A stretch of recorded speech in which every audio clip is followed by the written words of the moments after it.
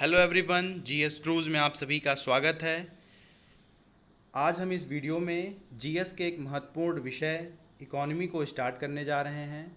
इस वीडियो में इकॉनमी का परिचय यानी कि इंट्रोडक्शन होगा। इकॉनमी में यह पार्ट 1 होगा और यह वीडियो पूरी तरीके से हिंदी में होगा। ओके दोस्तों, सबसे पहले हम देख लेते हैं कि हमें जीएस में क्या क्या पढ़ना होता है।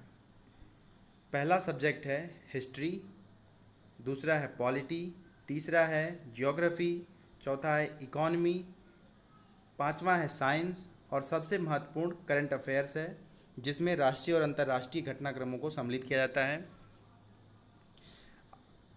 इस वीडियो की श्रृंखला में हम इकॉनमी को स्टार्ट करेंगे और इसे कुछ वीडियोस के माध्यम से पूरी तरीके से हम कवर करेंगे। ठीक है, चलिए स्टार्ट करते हैं। दोस्तों, अर्थशास्त्र और अर्थव्यवस्था दोनों अलग अलग चीज़ें हैं। इसे इसे सामान्य विद्यार्थी जो है एक ही समझता है, लेकिन यह दोनों अलग चीज़ें हैं। किस प्रकार से, आइए हम समझते हैं। देखिए, अर्थशास्त्र सैद्धांतिक विषय होता है और अर्थव्यवस्था एक प्रकार का व्यवहारिक विषय है। ठीक है, अर्थशास्त्र से लोग डिग्रियां प्राप्त करते हैं, बीए एमए करते हैं, लेकिन अर्थव्यवस्था एक व्यवहारिक विषय है जिसकी जानकारी सामान्य जनमानस को भी होनी चाहिए। ठीक, यानी कि अर्थव्यवस्था हमारे लिए व्यवहारिक विषय है और आपको वनडे एग्ज़ाम के तैयारी के दौरान इसी अर्थव्यवस्था को पढ़ना है, अर्थशास्त्र नहीं पढ़ना है। बिल्कुल ध्यान से इसको समझ लीजिए। चलिए अब अर्थशास्त्र के विषय में कुछ बातें समझ लेते हैं, कुछ फैक्ट हैं। अर्थशास्त्र जो शब्द है उसका सर्वप्रथम प्रयोग कौटिल्य यानी कि चाणक्य ने किया था। चाणक्य से आप सभी परिचित होंगे। जो इनके द्वारा अर्थशास्त्र शब्द प्रयोग किया गया था, यह इस प्रकार से किया गया था कि इन्होंने मौर्य काल के दौरान अर्थशास्त्र नाम की एक पुस्तक लिखी थी। दोस्तों, अर्थशास्त्र बुक का नाम हो सकता है, लेकिन उस अर्थशास्त्र का जो विषय था वह राजनीति व प्रशासन पर आधारित था। आप यह बिल्कुल नहीं समझेंगे कि वह अर्थशास्त्र से संबंधित यानी कि धन या वित्त से संबंधित पुस्तक रही होगी। वह राजनीति और प्रशासन पर आधारित मुख्यतः विषय था। इसी अर्थशास्त्र पुस्तक में कौटिल्य ने सप्तांग सिद्धांत बताया था। इस सप्तांग सिद्धांत के अंतर्गत उन्होंने कई सारे लगभग 7 चीज़ों को उन्होंने सम्मिलित किया था और उसे राज्य के लिए महत्वपूर्ण बताया था, जिसमें आपका एक वित्त भी होता है यानी कि अर्थ, धन, उसे भी इन्होंने राज्य के लिए इम्पॉर्टेंट बताया था। इन्होंने बताया कि धन राज्य के लिए उसी प्रकार आवश्यक है जैसे शरीर के लिए रक्त की आवश्यकता होती है। अगर शरीर से रक्त को निकाल दिया जाए तो शरीर आपका मृत हो जाएगा। उसी प्रकार से यह जो धन है, यदि राज्य से निकाल दिया जाए तो आपका राज्य भी मृत अवस्था में पहुंच जाएगा। आगे बढ़ते हैं। इस प्रकार हम देखते हैं कि धन के बिना राज्य मृत अवस्था में पहुंच जाता है। इसलिए अर्थशास्त्र को हम धन से संबंध रख करके समझते हैं। ठीक है, लेकिन अर्थशास्त्र शब्द का प्रयोग हो जाने से उसे विषय के रूप में ख्याति नहीं मिली। अर्थशास्त्र को एक विषय के रूप में स्थापित किया गया 1776 में। 1776 में एडम स्मिथ ने एक बुक लिखी, the wealth of nation. Exams में बहुत ज़्यादा ये प्रश्न पूछा जाता है कि द वेल्थ ऑफ नेशन किसके द्वारा लिखित पुस्तक है, तो याद रखेंगे एडम स्मिथ। और इस पुस्तक के द्वारा उन्होंने अर्थशास्त्र को एक विषय के रूप में स्थापित किया, इसलिए उन्हें अर्थशास्त्र का जनक भी कहा जाता है। यह बिल्कुल इम्पॉर्टेंट क्वेश्चन है, आप इसे याद रखेंगे कि अर्थशास्त्र का जनक एडम स्मिथ को माना जाता है। ठीक है, इसके साथ जेकिंस महोदय, जो कि एडम स्मिथ की तरह ही एक अर्थशास्त्री थे और अर्थशास्त्र में इनके योगदान को एडम स्मिथ से अधिक माना जाता है, और इसी कारण जेकिंस को अर्थशास्त्र का पितामह भी माना जाता है। ठीक है, तो आप कंफ्यूज नहीं होंगे। अर्थशास्त्र का जनक एडम स्मिथ और अर्थशास्त्र के पितामह जेकिंस। ठीक है, अब हम आगे बढ़ते हैं। दोस्तों, एडम स्मिथ ने अपनी पुस्तक द वेल्थ ऑफ नेशन में हमें एक अर्थव्यवस्था के प्रकार को बताते हैं जिसे हम पूंजीवादी अर्थव्यवस्था कहते हैं।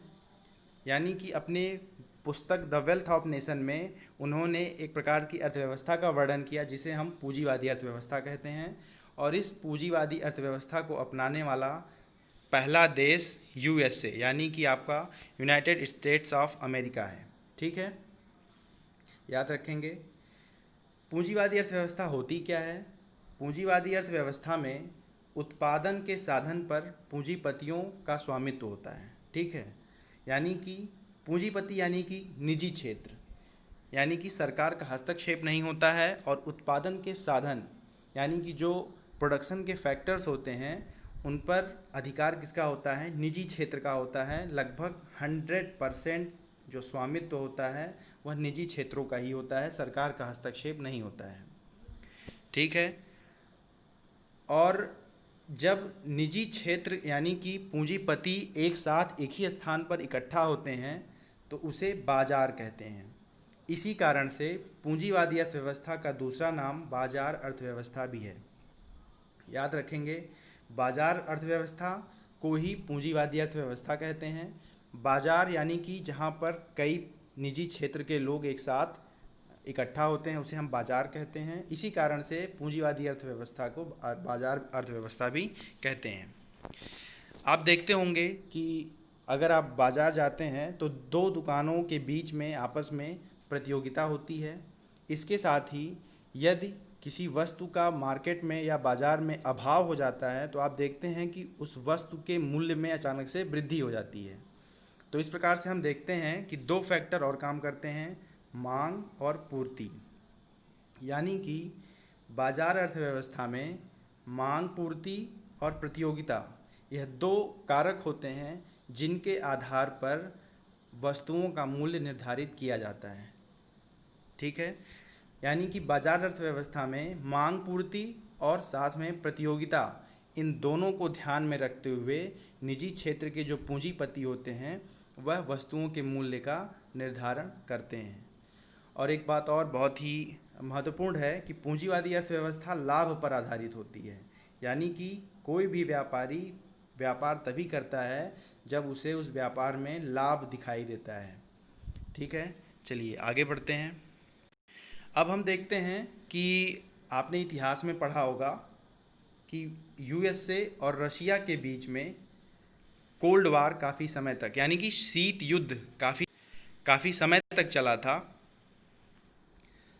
यूएसए और रशिया, कोल्ड वार का अर्थ यह नहीं होता है कि इन दोनों देशों ने आपस में बर्फ़ के गोले एक दूसरे को फेंक करके मारे।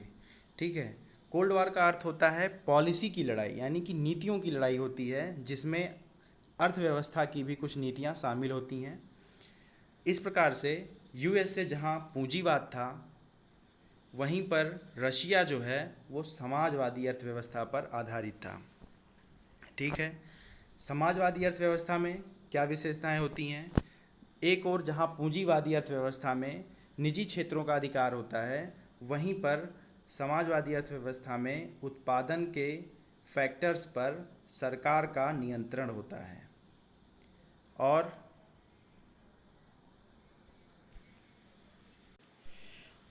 सरकार का जो नियंत्रण होता है वह इसलिए होता है जिससे वह सामाजिक कल्याण के कार्यों को कर सके। आपने देखा कि पूंजीवादी अर्थव्यवस्था लाभ पर आधारित थी, लेकिन समाजवादी अर्थव्यवस्था जो कि रशिया के द्वारा अपनाई गई थी इसमें सरकार का उत्पादन के साधनों पर नियंत्रण होता है और यह समाज कल्याण की भावना पर आधारित होती है। ठीक है, क्योंकि सरकार के सामने कोई किसी प्रकार की प्रतियोगिता नहीं होती है, ना ही मांग और पूर्ति की समस्या होती है। इस कारण से वस्तुओं का मूल्य भी सरकार के द्वारा ही निर्धारित किया जाता है। आगे बढ़ते हैं। अब हम देखते हैं भारत की अर्थव्यवस्था किस प्रकार की थी। तो दोस्तों, भारत की अर्थव्यवस्था को समझने के लिए हम उस समय को जाते हैं जहाँ पर भारत स्वतंत्र होता है, यानी कि 1947।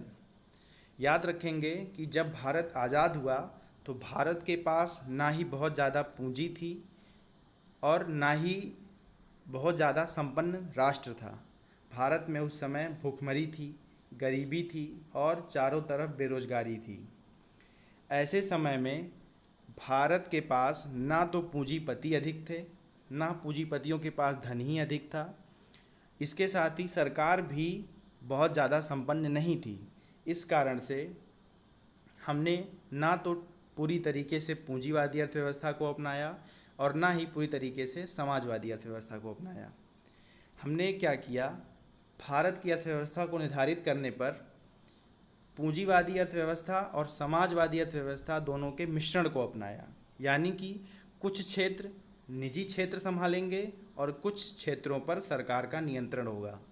इस प्रकार से भारत ने जो अर्थव्यवस्था का प्रकार अपनाया उसे कहते हैं मिश्रित अर्थव्यवस्था। इसमें पूंजीवादी और समाजवादी दोनों प्रकार की अर्थव्यवस्थाओं का गुण मौजूद होता है। दोस्तों, अभी तक हमने उत्पादन के साधन पर नियंत्रण के आधार पर अर्थव्यवस्था कितने प्रकार की होती है यह देखा। उसमें हमने देखा एक पूंजीवादी अर्थव्यवस्था, दूसरी समाजवादी और तीसरी मिश्रित अर्थव्यवस्था। अब हम देखते हैं अर्थव्यवस्था को विभाजित करने का एक अन्य दृष्टिकोण। इसमें क्या होता है, हम इसे भी 3 भागों में बांटते हैं: पिछड़ी अर्थव्यवस्था, अल्प विकसित अर्थव्यवस्था और विकसित अर्थव्यवस्था। ठीक है। अब हम देखते हैं कि पिछड़ी अर्थव्यवस्था, किसी भी देश की अर्थव्यवस्था को पिछड़ा कब कहा जाता है। दोस्तों, अब हम थोड़ा सा इतिहास को भी जान लेते हैं। आपने इतिहास पढ़ने के दौरान यह देखा होगा कि हमारे यहाँ पूरे विश्व में जहाँ भी सभ्यता विकसित हुई है वह नदियों के किनारे ही विकसित हुई है। आप मेसोपोटामिया की सभ्यता को देख लीजिए, आप भारत में सिंधु घाटी सभ्यता को देख लीजिए। ये सभी नदियों के किनारे क्यों विकसित हुए? क्योंकि नदियों के किनारे वो अन्न को उत्पादित कर सकते थे, यानी कि खाद्यान्न उत्पादन उस समय आधार हुआ करता था अर्थव्यवस्था का। तो यानी कि हम इसे कह सकते हैं कृषि। खाद्यान्न उत्पादन को हम कृषि कह सकते हैं। यानी कि जब किसी देश की अर्थव्यवस्था में कृषि का योगदान अधिकतम होता है और उसमें उद्योग और सेवा क्षेत्र को बिल्कुल कम स्थान मिलता है या उसमें बिल्कुल न्यून विकास हुआ रहता है, तो उसे हम पिछड़ी अर्थव्यवस्था कहते हैं। ठीक है। कृषि का अधिकतम योगदान का अर्थ है 50% से अधिक का योगदान कृषि का हो, या 50 से अधिक 60-70% कृषि का योगदान हो और सबसे कम उद्योग और सेवा का योगदान हो, तो वह अर्थव्यवस्था पिछड़ी अर्थव्यवस्था कहलाती है। अगला हमारा पार्ट है अल्प विकसित अर्थव्यवस्था।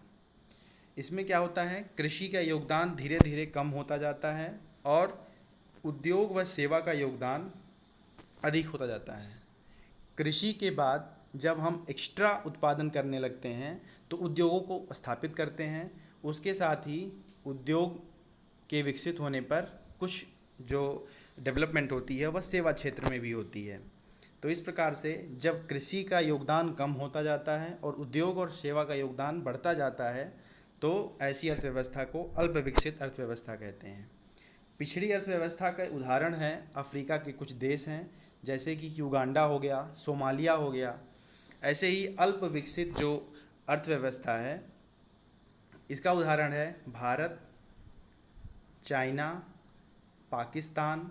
इस प्रकार के कुछ ऐसे देश हैं। पाकिस्तान की हालत तो इस समय बहुत ही ख़राब है, फिर भी उसे हम अल्प विकसित में ही रखते हैं।